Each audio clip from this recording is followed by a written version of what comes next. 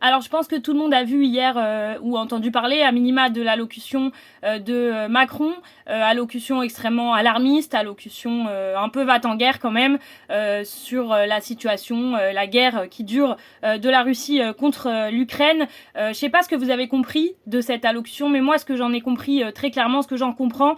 c'est que l'objectif de Macron, de son gouvernement, c'est de nous faire la peau, voilà, à nous tous et toutes les travailleurs et les travailleuses, parce que il l'a bien dit. Alors il a dit on prendra pas dans les impôts, mais les sacrifices qu'il va falloir faire, c'est certainement pas le grand patronat, c'est certainement pas les grandes entreprises du CAC 40 qui vont les faire, ces sacrifices-là, mais c'est bien dans nos poches qu'ils vont aller chercher, c'est bien dans les services publics qui vont taper pour ces sacrifices à venir. Voilà, pour moi c'était ça principalement l'annonce d'hier soir, et c'est à ça qu'il va falloir qu'on réponde. Et la réponse principale, c'est de pas marcher dans cette unité nationale derrière Macron, soi-disant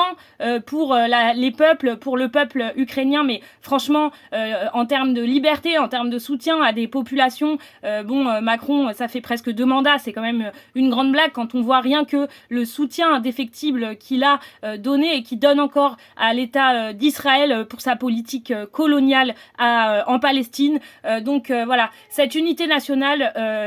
c'est vraiment le pire piège pour nous, les travailleurs et les travailleuses. Voilà, l'alliance entre la bourgeoisie et les travailleurs, entre les grands patrons français et les travailleurs, pour faire quoi? Pour nous faire accepter les licenciements, pour nous faire accepter que nos salaires ne vont pas augmenter, pour nous faire accepter l'inflation, pour nous faire accepter qu'on va payer toujours plus le prix du gaz. Eh ben, il en est hors de question. Nous, on rentre pas dans ce jeu-là, et on le dit, c'est bien d'abord contre notre gouvernement qu'il va falloir s'opposer face aux jeux qu'ils sont en train de mener, et à l'inquiétude aussi sur laquelle ils essayent de surfer.